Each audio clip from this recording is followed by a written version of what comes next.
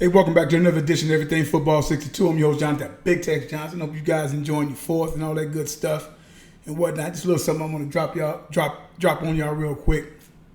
Talking about, obviously football and whatnot. One of the things that the love of the game that I've acquired over the years, right, comes back from way back as far as I'm concerned.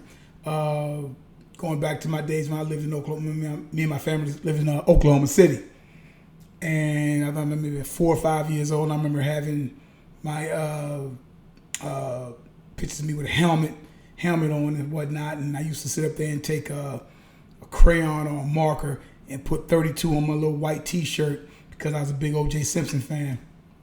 And also remember just always a love of football from day one. As far as I can remember, like I say, 4 or 5 years old up until this time now. So you're talking about early to mid 70s, right? So first Super Bowl that I ever saw was the that I can remember actually watching all the way up until this day and time now was that of the when this, I think it was Super Bowl IX, Steelers and Minnesota Vikings played.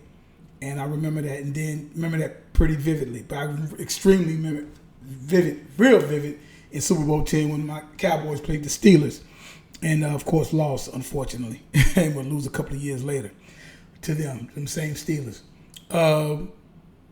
And one of the things that is lovely, the lovely thing about that game, about the game, offense is how when a play unfolds.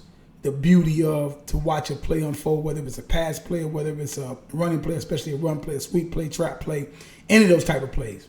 Lovely. The when you are on defense, the strategic part and the violence of it, how those guys hit back in the day, all of that, played a major part in my love of the game. I still say the greatest game on this planet. Then going into moving from Houston to Cheek, Texas, and having been able to go to two-a-days with, at the time, was, big shot guys that played football for our high school that I'd be going to years later, and had an opportunity to go to two-a-days pretty much every day, and met some of the guys, and I was going to practice with the top high school quarterback and the top running back in the district, one of the top running backs in the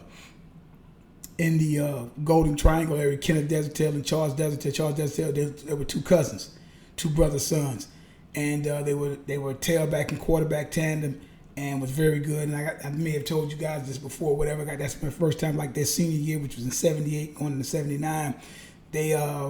Our team beat the number one ranked team in the state at that time in 2A football, which was Newton, which is a powerhouse to this day. Which is a top powerhouse to this day. And our team, my high school, we beat them handily. And then we went and played Sealy, Pasadena, Texas. First time I ever seen Eric Dixon play. We played them. We lost 21-7. All of that shaped me, and then I would play high school football myself, doing pretty good and whatnot in that. And the beautiful violence of the game is what always attracted me to it, and how something so violent can have such a beauty to it when you start breaking down, when you start looking at the plays. Like I say, trap plays, pass plays, sweeps, all of that type of stuff. And you saw Lombardi breaking down the sweep play when they ran that power sweep, and you get Forrest Gregg and Kramer and out there in front of Jim Taylor and Paul Horney and them and whatnot. That was a beautiful thing to watch. And then when you played the game and you saw how it would come out or transpire on film and whatnot. So it was always a beautiful thing. And I'm saying all that to say that the game that I grew up playing is still the game, but at the same time, it's not the game. 2009 and 10, that's when all that hitting, James Harrison knocking out cats and whatnot. I just remember that weekend, that Sunday, whenever I said, man, Jokers was getting knocked out left and right, and that's when they changed the whole thing with the game. And I get it. Do what you got to do. That's one of the things that you end up dealing with. But one of the things in the game is the physicality of the game, and that's something that's never going to really change. And so now I saw an article with the great Rodney Harrison. I thought Rodney Harrison I always say like the incarnation of Ronnie Lott when he played that safety spot in San Diego. And I think that's one of the main reasons why he's overshadowed and not looked upon, or he's always looked upon as a dirty player. He's always a badass safety, range, everything. Why he just didn't get his props where he should have gotten it. But I'm glad that he ended up leaving and we go get him 2 rings and whatnot. A couple of rings over there with New England. But he said something that was, he said, you talking about a game where it's physical. Jokers is spitting, jokers is bleeding, jokers, all this kind of stuff. I'm with him. I don't see how that game is going to be played this year. I don't see the NFL playing. I kind of think I want to be wrong in that. I definitely want to be wrong. I want to see football played in every capacity from high school to college to pro, because I follow it all. You know what I'm saying? And so it's like I want to still see that being done. But I don't see how they're going to end up doing that. When you're talking about cats already, what are they going to do? Wear a mask under the face mask? It's already muffled. It's already annoying to wear a mask going into a store nowadays. Everything is just like it's overhyped a little bit, in my opinion. But I get it. We have to do what we have to do. This is where it's at. I never thought I'd see this. I don't think anybody thought they'd ever see this in this country and now worldwide, obviously. And so to be able to, you see jokers with the mask on the background, and you come back to this, and you see like damn, well, how is this going to be played? You got guys spitting, bleeding, coughing, throwing up. All of that happens out on the field, just normal. That's what happened, and that's something that's always have happened in the game. Like I say, the old term, ignorance is bliss. And it's always been, nobody looked at it that way, but if you really looked at it that way, say, damn, this cat just puked on the field, or this cat just bled on the field, or this cat just coughed on the field, or whatever. Guys going out there sick because you're taught to play the game at all costs. Even in basketball, they always talk about that famous flu game of Michael Jordan. But you won't see games like that anymore. You won't see why a guy excels, because all of us, whether we work warehouse, office, construction, wherever we work at, everybody has went to work under the weather because, you got to get it. And this isn't really no different. And I guess they're going to look at it from the perspective of like, well, that's a part of the game, and it is. And those guys sign up for that. Just like in NASCAR, any of them guys is driving them cars 200 miles an hour. I'm like, they'll play that, but it's like, oh, who's going to be in the stands because you can't do this? I remember just out watching something on YouTube and Penn State whiteout games, just all the people that was in that game. And I'm like, will we ever see that again? Right? Anybody coughs nowadays, everybody gives them a cross-eyed type look. So I don't know how this game is going to be played with the safety of the players, and and how those guys are going to look at it. My man Zeke tested positive. I just heard something about some major league ball players, 18, 19 of them, something like that, 12 or 13 of them, some number in the teens or whatever, where these guys have tested positive for the COVID-19. And not to say that it's a death sentence, but it's such uncertainty in this right now that we don't know what's going to happen. And we're talking about a game that's less physical than what the game, insofar as you look at the outfielders, you look at the first base, second, third base, and all those guys, everybody is pretty much apart until the base runner comes up.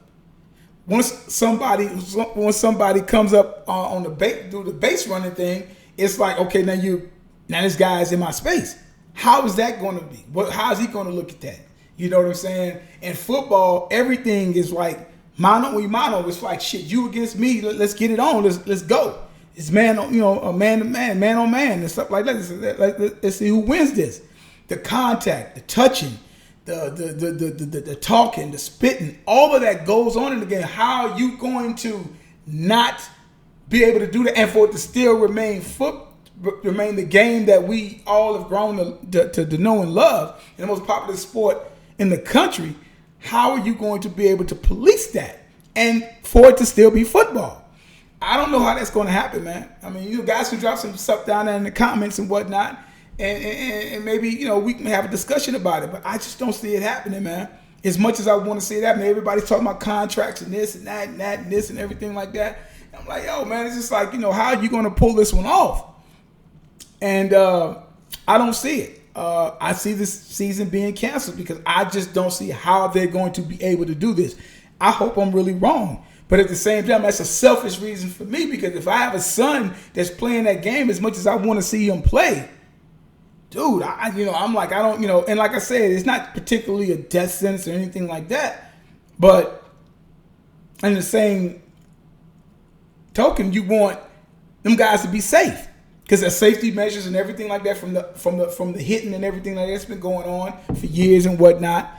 And with the with the brain damage and all the other kind of stuff, I get it. I understand that completely. But I just don't know how to, I'm like, and I get it. And it's about the safety. So that's the physical aspect of it. This is also another, because of the physicality, the brutality of the game. Now when you start bringing in, okay, well, this guy's coughing over here. Guy could just have a piece of damn grass in his damn throat, and somebody's gonna look at him cross-eyed. And it's like, what's going to be done? What's going to happen? And we don't know. Not saying that stuff is a death sentence, because a lot of people, from my understanding and research and things that I've read and stuff like that, I mean, nobody just died from straight up COVID-19. It had a lot of different health ailments that came along on top of that. I just seen my man D.L. Hughley. Shout out to D.L. Hughley.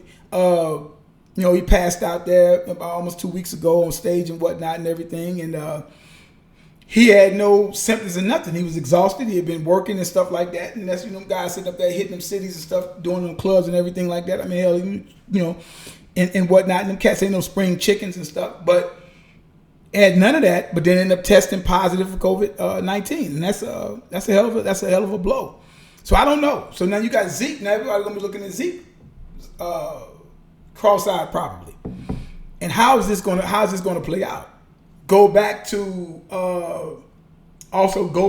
just like when Magic Johnson, HIV and everything like that. Now, Karl Malone, all these other different players are saying different things about with him. It's like, oh, how's this going to work out? How's this going to happen? That's real. That's something that has to be addressed. And, I don't know how the league is going to do X, Y, and Z, but it's something that has to be obviously done. And I just don't see it happening until they at least find a cure. You guys drop some comments there in the box, talk about it or whatever. I'll probably come back with a few more different shows today as it comes, kind of freestyling it today. Not a lot of news as far as I'm concerned. I haven't talked about Dak's contract or anything like that. But yeah, man, I mean, that's I just don't see it happening. I don't see any sports basically being played.